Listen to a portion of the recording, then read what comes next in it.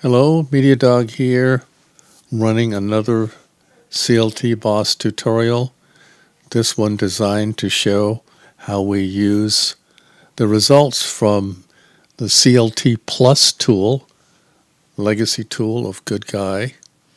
I have not used any of that code or technology in a CLTBoss. In fact, I've never actually run that tool myself, and nor have I seen the code that implements that tool. However, I did have to look at his XML output, which was provided to me by someone, and so that I could learn how to read it in and use the profile IDs from that XML. So we go to the View Credited Profiles, get the context menu, load CLTPlus results. Do we also want to load, we'll fix that typo, load the UPC grid? Yes.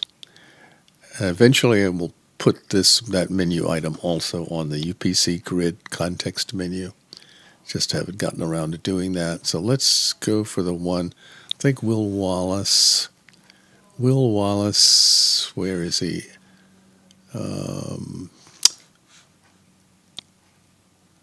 Am I looking at it? Oh, I want the CLTPlus results. I believe this is the one I want, the latest one, if I'm not mistaken. All right, so open that. And it will load in information from the CLTPlus XML.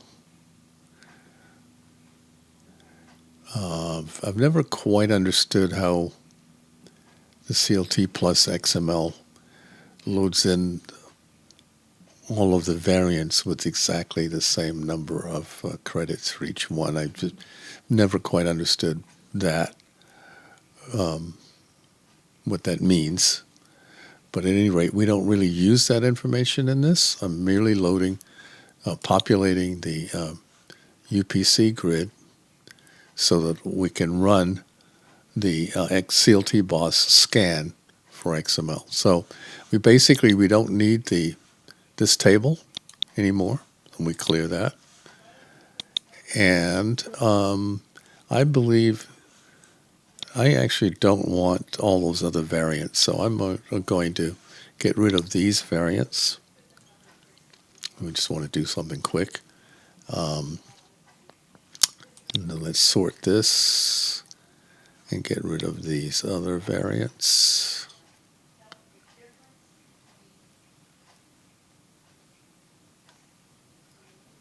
Come on. Okay, there we go. Start of that, go to the end. And we go delete selected. Yes, we do. And so that's not the fastest process in the world. Maybe someday I can improve that. But at any rate, so now we've gotten rid of all of the entries that we don't need, just to make this run as fast as possible.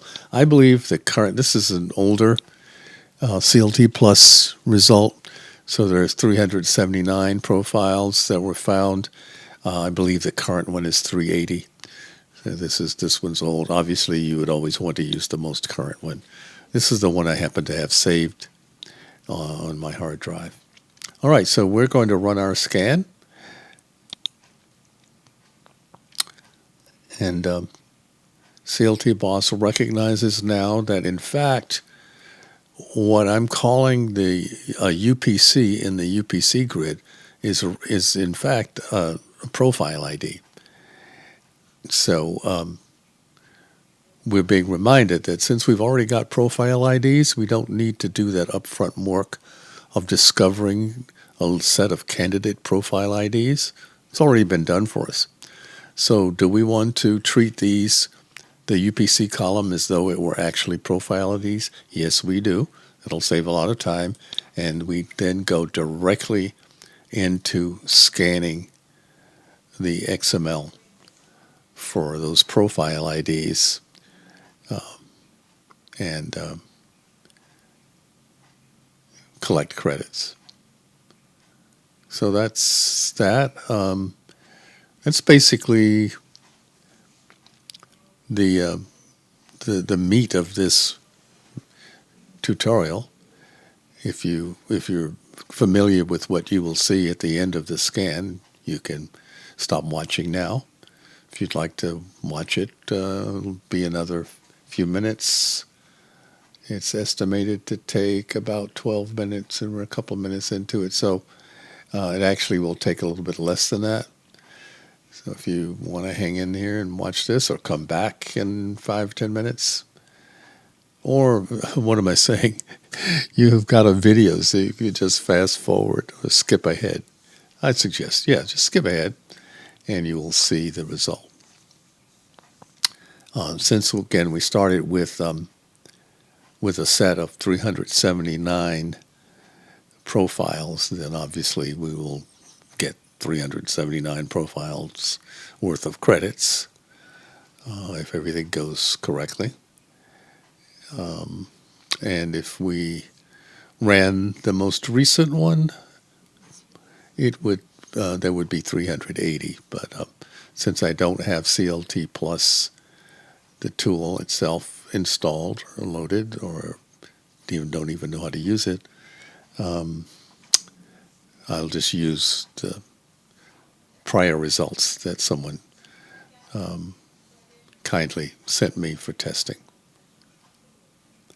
So when we get to right about here, we're going to, no, that's right, we've already done the upfront work. So this is just going to be a crawl towards the credits from 1 through 379, one by one. And again, I could stop it here, but might as well go ahead and let it run, since I know that you folks have the option of fast forwarding or seeking ahead in the video stream. And that will be that. We could want to take a look at Will Wallace. We could just for the heck of it, take a look at Mr. Wallace. Hello, Will. Which one is it? Is it all of those guys? I don't know. I don't know Will Wallace. So I don't know which one of these guys it really is. But you do, or somebody does. Look at all this. Interesting. Well, I know that the lady is not Will Wallace. Oh, I should stop messing with it because I'm slowing things down.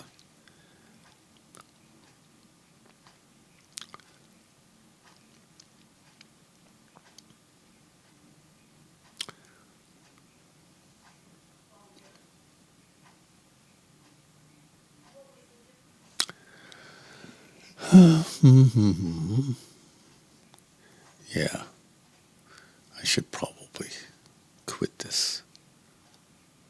Oh, one thing I have not shown, folks. Oh, maybe I'll do that. All right. I have not, in any of my prior videos, have not mentioned the fact that most long-running processes like this do have the ability to be canceled.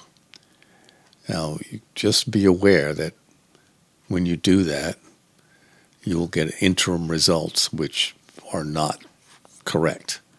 So if I cancel this process, I'll get the message, processing interrupted by user, XML output not refreshed. So in this case, I don't know if I do that in every case, but in this case, I don't even bother to output it, which is kind of makes sense. But there may be a couple of other cases where things are interrupted, where in fact I put out an incorrect interim result. You get the warning, but the output still comes. So anyway, so that's the end of this video. We didn't get the result because we interrupted that using the cancel process, just for demo purposes, just to show that you can, in fact, or at least I've attempted to design it so that you can stop a long-running process that you no longer interested in for whatever reason. Okay, thanks for watching. See you next time.